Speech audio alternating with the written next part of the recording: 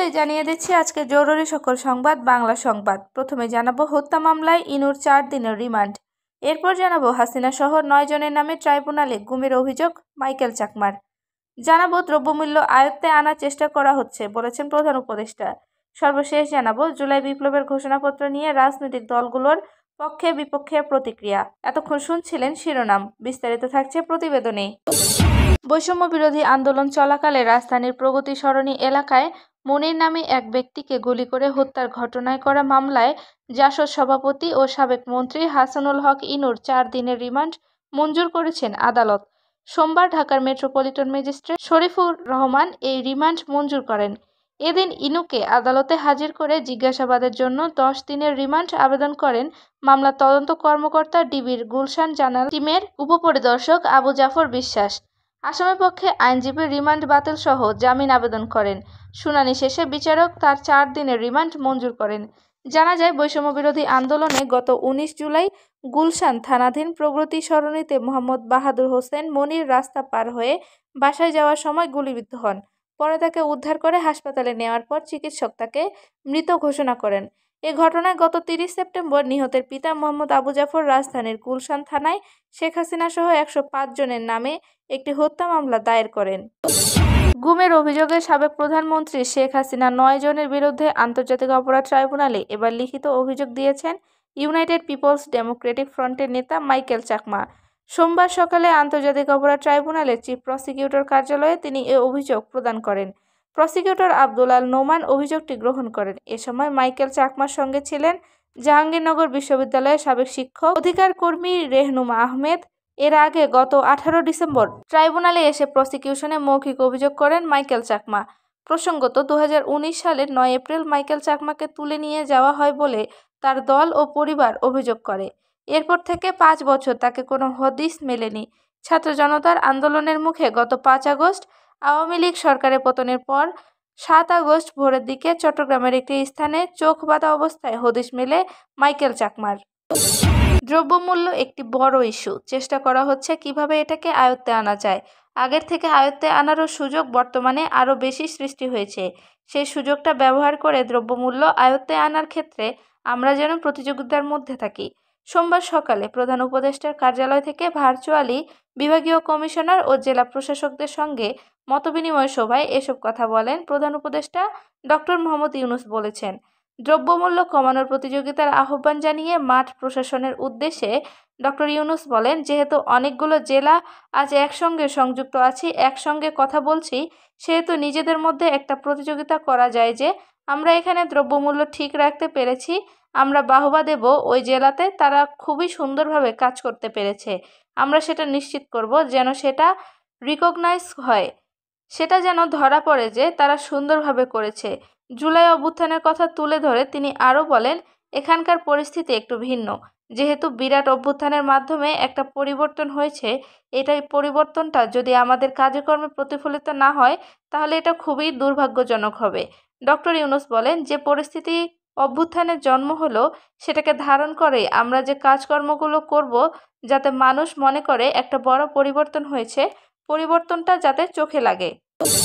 বৈষম্য বিরোধী ছাত্র আন্দোলন আগামী মঙ্গলবার কেন্দ্রীয় শহীদ মিনারে জুলাই বিপ্লবের ঘোষণাপত্র দেওয়ার যে ঘোষণা দিয়েছে তা নিয়ে বিএনপি সহ মূলধারার রাজনৈতিক দলগুলো এখনই পরিষ্কার কোনো মন্তব্য করতে চাইছে না। এ বিষয়ে দলগুলোর কারো কারো মধ্যে প্রশ্ন উঠেছে। তারা মনে করছে ঘোষণাপত্র চূড়ান্ত করার আগে রাজনৈতিক দল ও অংশীজনদের সঙ্গে আলোচনার প্রয়োজন ছিল। তা না করে হঠাৎই কোনো ঘোষণা বিভাজন তৈরি করবে। তবে কোনো কোনো দল ছাত্রদের ওই উদ্যোগকে নৈতিকভাবে সমর্থন করছে। বৈষম্য বিরোধী ছাত্র আন্দোলন গত রবিবার সংবাদ সম্মেলন করে জানিয়েছে, তারা আগামীকাল বিকেলে ঢাকার কেন্দ্রীয় শহীদ মিনারে জুলাই বিপ্লবের ঘোষণাপত্র দেবে। সংগঠনের নেতারা ঘোষণাপত্রে 2 মৌলিক বিষয়ে উল্লেখ করেছেন। তাতে 1972 সালের সংবিধানকে মুজিববাদী সংবিধান হিসেবে আখ্যায়িত করে এর কবর রচনা করা এবং নাৎসিবাদী আওয়ামী লীগকে বাংলাদেশে অপ্রাসঙ্গিক ঘোষণা করার কথা থাকবে। বিষয়টি নিয়ে সোমবার রাতে বিএনপির নীতি নির্ধারণী পরিষদ স্থায়ী কমিটির সভায় আলোচনা হবে বলে জানিয়েছেন দলের মহাসচিব মির্জা ফখরুল ইসলাম আলমগীর। তার আগে এ বিষয়ে কোনো মন্তব্য করতে চাননি। তবে বিএনপির স্থায়ী কমিটির সদস্য আমির খসরু মাহমুদ চৌধুরী মনে করেন, সংবিধান হোক আর যাই হোক, সিদ্ধান্ত হতে হবে গণতান্ত্রিক প্রক্রিয়ায় এবং জনগণের মাধ্যমে। এ প্রসঙ্গে আমির খসরু মাহমুদ চৌধুরী প্রথম আলোকে বলেন, বাংলাদেশের স্বাধীনতা যুদ্ধ হয়েছে গণতন্ত্রের জন্য, এরশাদের বিরুদ্ধে গণ অভ্যুত্থান হয়েছে গণতন্ত্রের জন্য, শেখ হাসিনার বিরুদ্ধে বিগত 15 থেকে 16 বছর মানুষ জীবন দিয়েছে, গুম হয়েছে, খুন হয়েছে গণতন্ত্রের জন্য, মানুষ তার মানবাধিকার ও নাগরিক অধিকার ফিরে পাওয়ার জন্য। সুতরাং সংবিধান হোক আর যেটাই হোক, সিদ্ধান্ত হবে জনগণের মাধ্যমে নির্বাচিত সরকার ও সংসদের মাধ্যমে। এর বাইরে কোনো গোষ্ঠী, দল বা কোনো গ্রুপের কিছু করার সুযোগ নেই। অবশ্য বৈষম্য বিরোধী ছাত্রের এ উদ্যোগকে স্বাধীন মত প্রকাশের জায়গা থেকে স্বাগত জানিয়েছে জামায়াতে ইসলামী।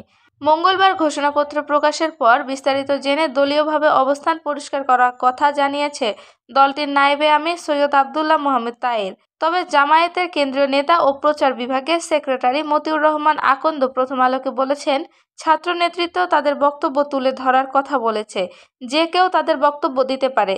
যেমন জামায়াতে ইসলামী 10 দফা সংস্কার প্রস্তাব দিয়েছে, বিএনপি 31 দফা দিয়েছে।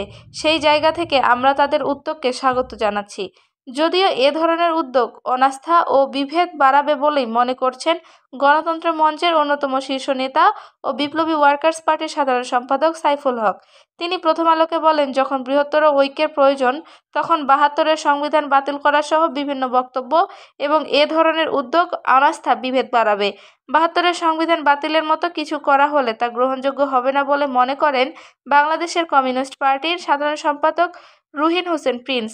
তিনি প্রথম আলোকে বলেন, 72-এর সংবিধান কবর দেওয়ার কথা বলা হচ্ছে। এ ধরনের বক্তব্য সাধারণত স্বাধীনতা বিরোধী শক্তি দিয়ে থাকে। সে ধরনের যদি কিছু করা হয় তা গ্রহণযোগ্য হবে না।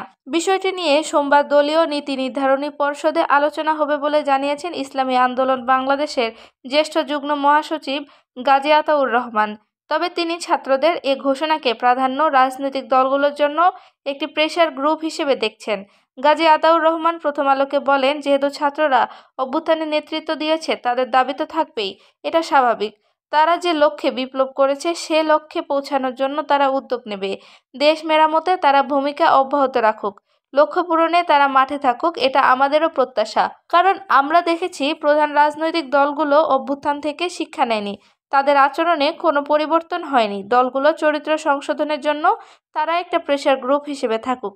বৈষম্য বিরোধী ছাত্রদের এই উদ্যোগকে নৈতিকভাবে সমর্থন করেন বলে জানান আমার বাংলাদেশ পার্টির সদস্য সচিব মুজিবুর রহমান মঞ্জু।